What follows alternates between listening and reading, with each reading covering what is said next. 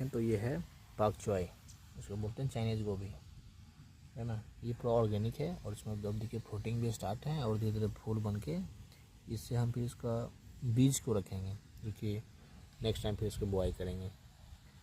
आप इसको इसे रख के बीज भी बना सकते हैं।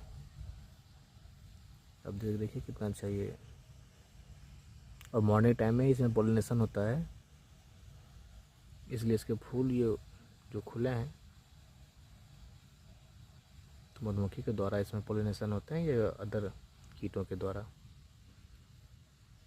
तो आप ऐसे करके खुद से बीज को बना कर रख सकते हैं।